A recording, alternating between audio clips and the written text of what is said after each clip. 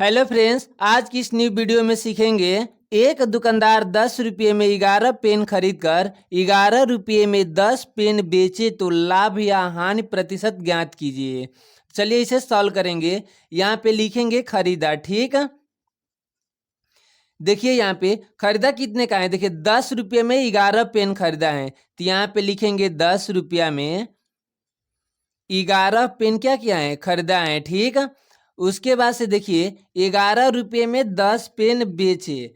यहाँ पे लिखेंगे 11 रुपये में कितना बेच रहा है, यहाँ पे 10 पेन बेच रहा है। ठीक है, यहाँ पे लिखेंगे बेचा। ठीक है, अब देखिए इसका टोटल खरीदारी निकालेंगे। टोटल खरीद और टोटल कितने का बेचा है उसको निकालने के लिए क्या करेंगे, इसका क्रॉस मल्टीप्लाई करेंगे।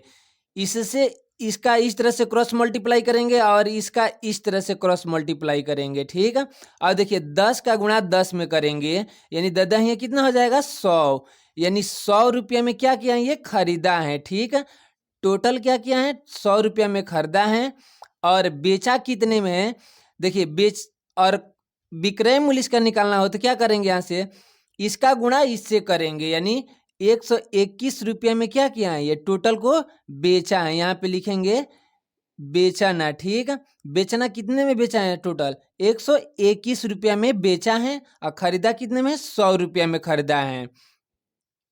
तो लाभ या हानि प्रतिशत ज्ञात कीजिए। तो देखिए इसमें इनको कितने का मुनाफा हुआ है। देखिए यहाँ पे 100 रुपया में टोटल पेन खरीदा है और 121 रुपया में बेचा है, यानी 21 रुपया का क्या हुआ है, इनको लाभ हुआ है। अब दिया क्या है, लाभ या हानि प्रतिशत, इसमें तो लाभ हुआ है, तो लाभ प्रतिशत निकालने के लिए क्या करेंगे, लाभ कितना हुआ है 21 रुपया बाटा का क्रय मूल्य। क्रय मूल्य कितना हो जाएगा, यहाँ पे 100 रुपया हो जाएगा और गुणे में 100% हो जाएगा।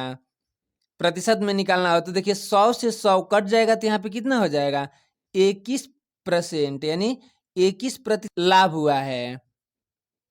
अगला क्वेश्चन है, एक फल विक्रेता 2 रुपये में 3 के भाव से संतरे खरीदता है और 3 रुपये में 2 के भाव से बेच देता है, तो उसका लाभ प्रतिशत ज्ञात कीजिए। इस टाइप के सवाल को लगाना हो तो कैसे लगाएंगे, यहाँ पे पहले लिखेंगे रुपये, एक जगह लिखेंगे वस्तु। ठीक, अब देखिए 2 रुपये में 3 के भाव से, यहाँ पे लिखेंगे 2 रुपये में 3 के भाव से। ठीक, वस्तु का स्थान पे 3 लिखेंगे। इसी तरह से यहाँ पे देखिए 3 रुपये में 2 के भाव से बेच देता है, यहाँ पे लिखेंगे 3 और यहाँ पे लिखेंगे 2 के भाव से बेच देता है, यहाँ पे 2 लिखेंगे। इसका कॉस्ट प्राइस और सेलिंग प्राइस जानने के लिए क्या करेंगे, इस तरह से क्रॉस मल्टीप्लाई करेंगे। इसका इस तरह से क्रॉस मल्टीप्लाई करेंगे।